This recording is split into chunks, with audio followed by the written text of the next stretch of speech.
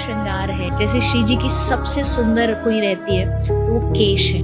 हाँ। केशों की जब चोटी बनाई जाती है, वेणी बनाई जाती है और खुद साक्षात ठाकुर जी बनाते हैं जी।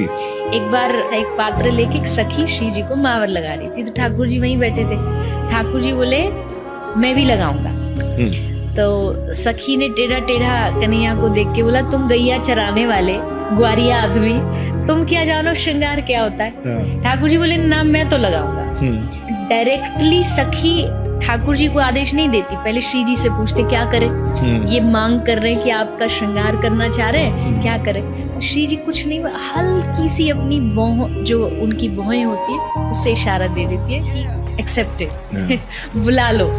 तो सखी बोलती है चलो तुमको आज्ञा मिल गई, पर हम गारंटी दे रहे हैं तुम लगा नहीं पाओ। ठाकुर जी बोले ऐसे कैसे? बोले हम श्रृंगार जानते हैं। बोले लगा के दिखाओ। तो आए ठाकुर जी, एक हाथ में उन्होंने वो आलता महावर का पात्र लिया, एक हाथ में श्री जी के चरणों को लिया, और जैसे चरणों को हाथ में लिया उनके पूरे शरीर में रोमांच, रोंगटे खड़े हो गए, हाथ कांपने लगे, पात्र जो है वो नीचे गिर गया, आंख से झरझर आंसू बह रहे, भूल गए कहाँ कौन सी दुनिया में हूँ, आंखें बंद होती चली गई। एक सखी बोली लाओ मैं लगाती हूँ। अब उस सखी ने महावर लगाना शुरू किया, आलता लगाया।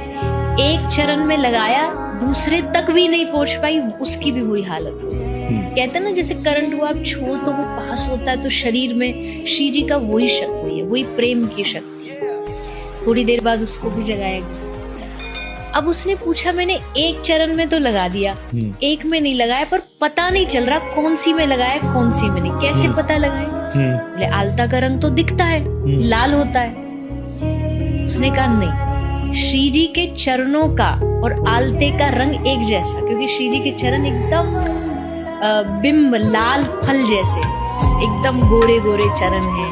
कैसे डिसाइड करें निर्णय की एक में लगा एक में नहीं?